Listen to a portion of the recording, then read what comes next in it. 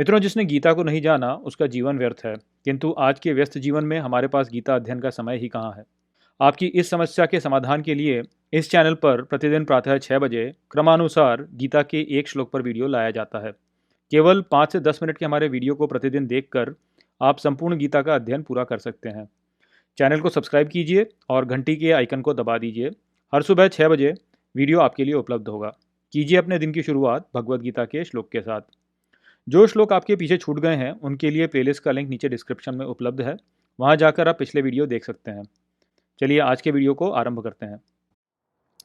व्यवसाय आत्मिका बुद्धिरेखे कुरुनंदन बहुशाखा ह्यानंताश्च बुद्धयो अव्यवसायिनाम। नमस्कार मित्रों, ये जो श्लोक है ये भगवत गीता के दूसरे अध्याय का 41वां श्लोक है, जिसे हम आज गहराई से समझेंगे। तो आइए सबसे पहले इसके अर्थ को समझते हैं। तो जो श्लोक है वो कहता है व्यवसाय आत्मिका, अर्थात स्वयं को जानने का व्यवसाय। बुद्धिरेके कुरुनंदन, अर्थात एक बुद्धि वाले का है, हे कुरुनंदन। बहुशाखा ह्यानंताश्च, अर्थात किंतु बहुत सारी शाखाओं में और अनंत में। बुद्धयो अव्यवसायी नाम, बुद्धि वाला अव्यवसायी है। तो यहाँ पर श्री कृष्ण अर्जुन से कह रहे हैं कि आत्मा को जानने के लिए जो अपनी बुद्धि को लगाता है उसको बहुत सारा श्रम करना पड़ता है और एक और केंद्रित करके ही वो आत्मा को प्राप्त कर सकता है। जबकि वो व्यक्ति जो कि अपनी बुद्धि को बहुत सारी शाखाओं में लगाता है, अनंत में लगाता है, वो वास्तव में श्रम नहीं कर रहा है। तो ये जो विचार है इसको थोड़ा और गहराई से समझने की आवश्यकता है, क्योंकि केवल इस श्लोक द्वारा तो ये ठीक से समझ में नहीं आता। तो वैसे जो ये विचार है ये हमारी संस्कृति में बहुत बहुत प्रसिद्ध है और मुझे लगता है कि आपको पता भी होगा। तो यहाँ पर जो श्री कृष्ण कह रहे हैं वो ये कह रहे हैं कि जो व्यक्ति एक धार्मिक जीवन जीना चाहता है उसको धार्मिक जीवन जीने के लिए एकाग्रता के साथ में परिश्रम करना पड़ता है। और यदि कोई व्यक्ति परिश्रम नहीं करता है और केवल अपना जीवन बिना कुछ सोचे समझे ऐसे ही बिता रहा होता है, तो वो जो होगा उसकी बुद्धि बहुत सारे स्थानों में जाएगी और इस प्रकार से वो धार्मिक जीवन नहीं जी पाएगा, बल्कि उसका जो जीवन होगा वो एक पशु वाला जीवन हो जाएगा। तो ये जो संसार है, हम जानते हैं कि इस संसार में बहुत सारी भिन्न भिन्न वस्तुएं हैं जो कि हमें अपनी ओर आकर्षित करती हैं।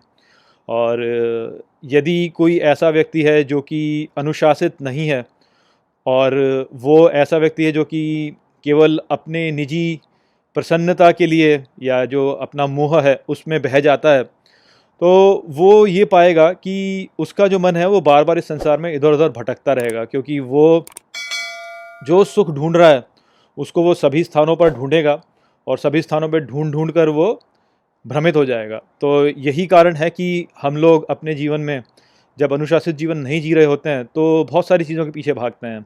हमको यानी ग्लैमर देखना होता है, हमको शक्ति चाहिए होती है, हमको स्वादिष्ट भोजन चाहिए होता है, हमको सुंदर वस्त्र दिख रहे होते हैं वो अच्छे लगते हैं, हमको सब लोगों में अपनी एक प्रतिष्ठा जो होती है उसके ऊपर चिंता रहती है, हम लोगों को सब में प्रसिद्ध होने का भी एक मन होता है कि हम सब पूरे समाज में प्रसिद्ध हो जाएं, या जो हमारे पारिवारिक जीवन है उसमें भी हम अपने सभी प्रियजनों के साथ में मोह में बंधे हुए रहते हैं।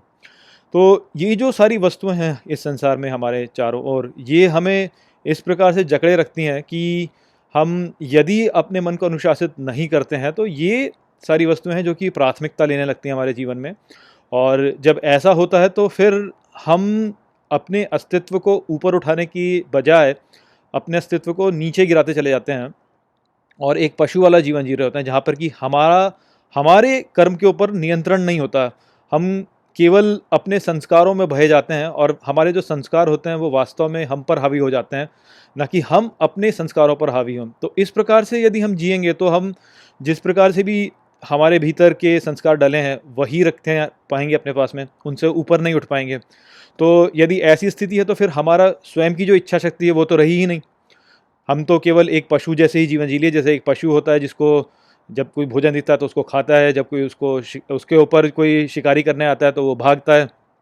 तो ठीक वैसा ही जीवन हमारा भी हो गया फिर, एक पशु वाला ही जीवन, जहाँ पर कि हम अपने संस्कारों के द्वारा नियंत्रित हैं, हमारा स्वयं का कुछ नियंत्रण नहीं है। तो ऐसा जो जीवन है वो जीवन वास्तव में हमें अपनी पहचान नहीं पता प्राप्त करवाता, वो हमें केवल इस संसार में फंसाए रखता है। यदि हमें वास्तव में जानना है कि हम कौन हैं, तो उस स्थिति में हमें एक अनुशासित जीवन जीना होगा। जो व्यक्ति ये जानता है कि वो कौन है, उसी के पास में वास्तव में इच्छा शक्ति है। वो अपने संस्कारों से नहीं बंधा हुआ है, वो अपनी इच्छा के अनुसार कोई कार्य कर सकता है। उसके साथ में ऐसा नहीं है कि कोई उसके सामने स्टिमुलस आ जाए और वो उसी के अनुसार अपना व्यवहार करने लगे, ऐसा नहीं होगा उसके साथ में। वो अपनी बुद्धि का उपयोग करेगा और फिर जो कार्य उसे करना है वही करेगा। तो इसीलिए यहाँ पर श्री कृष्ण कह रहे हैं कि जो व्यक्ति धार्मिक जीवन जीना चाहता है उसको बहुत सारा श्रम करना पड़ता है, और उसका जो मन है, उसकी जो बुद्धि है, वो एकाग्र इस रूप से होनी चाहिए कि वो केवल एक ही वस्तु की ओर एकाग्रित है, जो कि अपना आत्मा का जो ज्ञान है वो है। अच्छा, इसके साथ में जो एक और बात है वो हमें यहाँ पे समझनी चाहिए, वो ये है कि ये जो संसार है, इसके साथ में जो हमारा मोह है, वो एक रूप से देखा जाए तो हम ये कह सकते हैं कि ये हमारे लिए बहुत ही महत्वपूर्ण है और हम इसे अपने साथ संजो के रखना चाहते हैं। तो ये हमारे लिए बहुत ही महत्वपूर्ण हो गया। जैसे हम कहें कि हमारे लिए कोई एक वस्तु जो कि बहुत महत्वपूर्ण है, तो उसको हम छोड़ना नहीं चाहते, उसको छोड़ नहीं पाते हैं हम, क्योंकि हमारे हमारे अंदर भीतर इतना अनुशासन ही नहीं होता कि हम छोड़ पाएँ। तो जैसे किसी को यदि बहुत अच्छा भोजन लगता है, तो वो भोजन खाता ही है, उससे छोड़ा नहीं जाता। ठीक उसी प्रकार से जो संसार है, ये भी एक प्रकार से देखा जाए तो हमारे लिए एक लत ही है, इसको भी हम छोड़ नहीं पाते हैं। किंतु यदि आपको इस संसार से ऊपर उठना है, तो आपके भीतर ये क्षमता होनी चाहिए कि आप इस संसार को छोड़ सकें। तो वो जो संसार को छोड़ने वाली क्षमता है, वो भी श्रम से ही आती है, वही त्याग है। उसी को हम कहते हैं कि जो सैक्रिफाइस वाली बात होती है कि हम सैक्रिफाइस कर रहे हैं, तो वो हम इस संसार को सैक्रिफाइस कर देते हैं ताकि हम अपने आप को जान सकें। जब तक हम इस संसार को इस प्रकार से आहुति नहीं देंगे संसार की, इस प्रकार से संसार को सैक्रिफाइस नहीं करेंगे, तब तक हम आत्मा को भी जान नहीं पाएंगे। तो इसलिए भी जो है, जो व्यक्ति अपनी बुद्धि को एकाग्र करके केवल आत्मज्ञान की ओर अपना मन केंद्रित करता है, वही वास्तव में इस संसार के परे जा सकता है, और इसके लिए बहुत सारा एफर्ट लगता है। जो व्यक्ति एफर्ट नहीं लगाएगा, वो वास्तव में इस संसार में फंसा ही रह जाएगा, और उसकी जो बुद्धि है वो अलग अलग स्थानों की ओर जाती रहेगी, जिससे वो इसी संसार में फंसा रहेगा। तो यही बात है जो कि यहाँ पर श्री कृष्ण अर्जुन को बता रहे हैं। आशा करता हूँ कि मैंने इस श्लोक को आपको अच्छे से समझा दिया होगा। चलिए, इसी के साथ इस वीडियो को मैं यहीं पर समाप्त करता हूँ। नमस्ते। वीडियो को अंत तक देखने के लिए धन्यवाद। यदि आपको ये वीडियो पसंद आया हो तो इसको अपने प्रियजनों के साथ में साझा करें और इस ज्ञान को और फैलाएं। यदि आपके पास कोई भी प्रश्न है तो मुझसे इंस्टाग्राम पर जुड़िए। वहाँ पर मैं हर शनिवार रात को एक लाइव Q&A सेशन रखता हूँ और आप मुझसे वहाँ पर अपने प्रश्न पूछ सकते हैं। जय श्री कृष्ण।